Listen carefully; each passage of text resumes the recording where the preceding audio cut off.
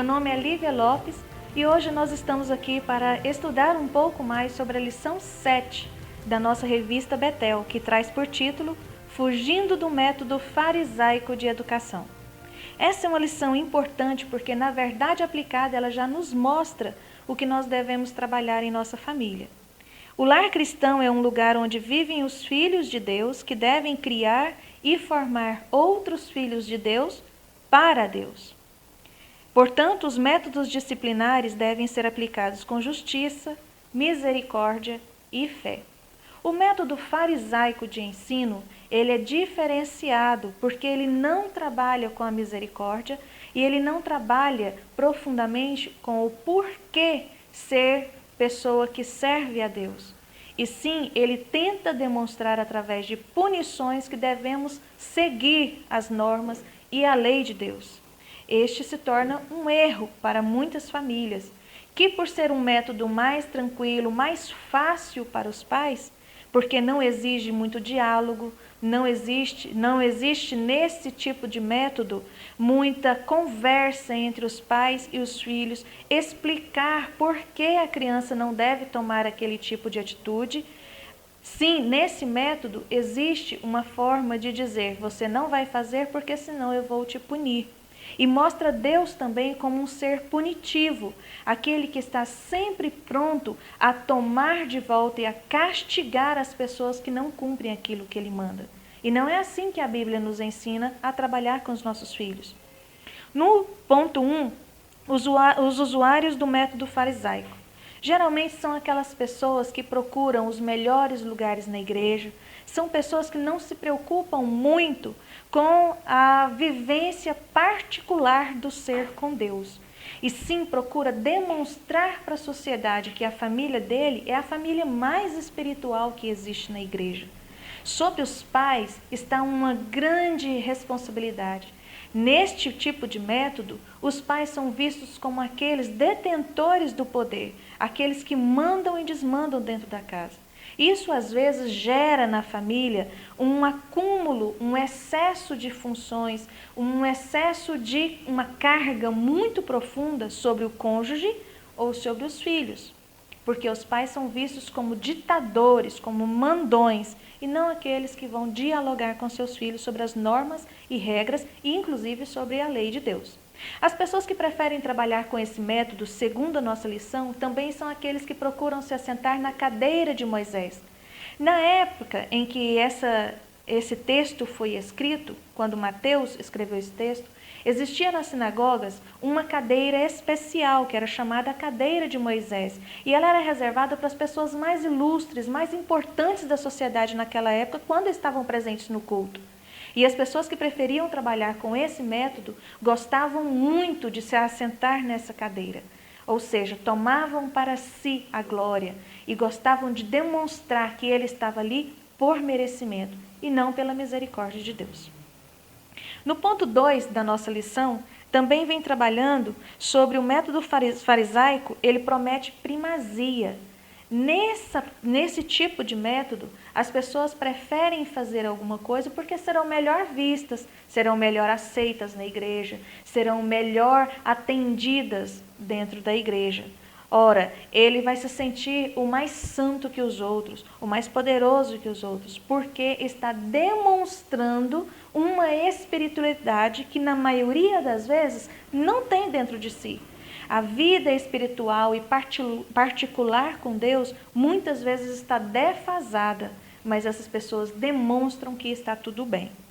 Seguindo no 2.2, temos o seguinte, que os usuários do método farisaico buscam visibilidade, querem sempre ser vistos, querem sempre demonstrar aquilo que não são, buscam para si aplausos terrenos, e nós devemos, conforme o que a Bíblia nos ensina, esperar a recompensa divina que virá no futuro e não aqui mesmo na terra.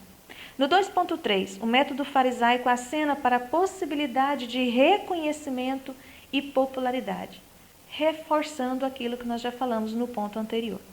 No ponto 3, as falhas, riscos e perigos do modelo farisaico de educar.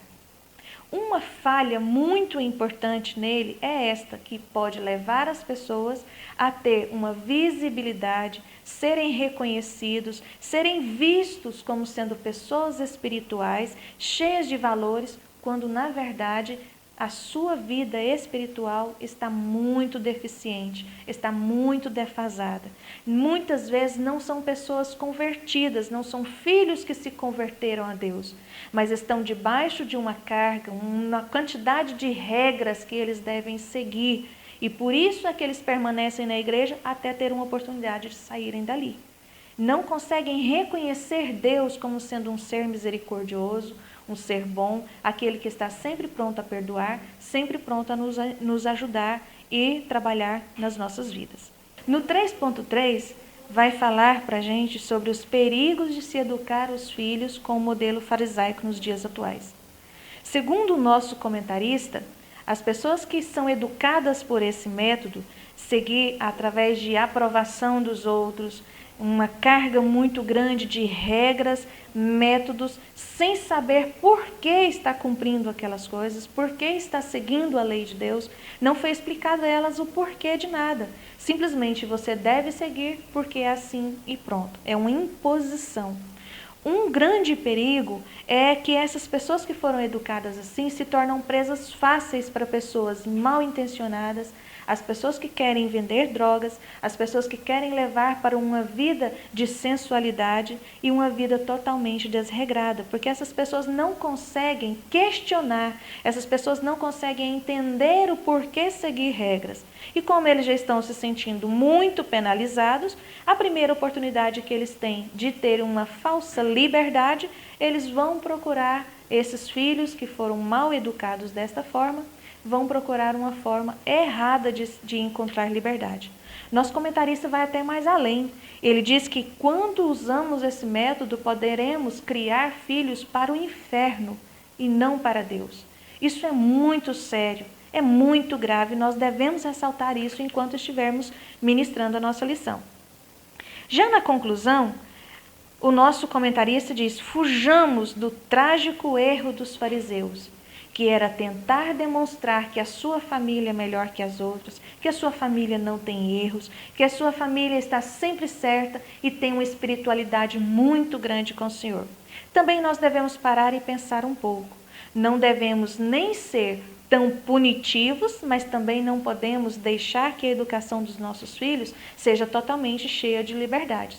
Nós devemos ser centrados, nós devemos procurar educar os nossos filhos dentro da palavra do Senhor e não apenas em costumes, regras ou em novidades que a nossa sociedade vem trazendo para nós nos dias atuais. Tanto o erro de sermos punitivos como o erro de sermos muito libertários, nós podemos trazer muitos e graves problemas na criação dos nossos filhos. Procuremos sempre, antes de tomar uma decisão na educação dos nossos filhos, procurar o que a palavra de Deus nos diz, procurar o Senhor em oração e pedir a Ele que nos dê entendimento e sabedoria. E que Deus nos abençoe. Obrigada a você por sua atenção.